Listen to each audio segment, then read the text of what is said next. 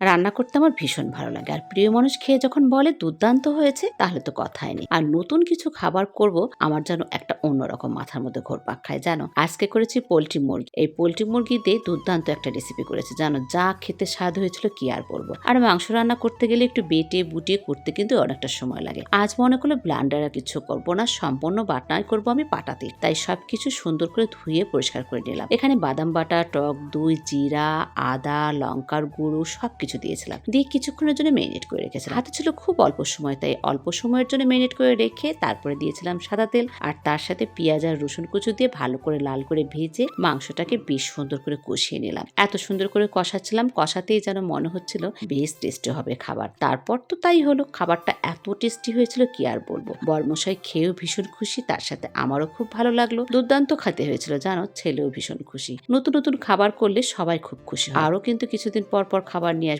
তোমরা সঙ্গে থেকো কেমন। আজকের মতো এখানে শেষ, কাল আবার দেখা হবে কেমন। নমস্কার।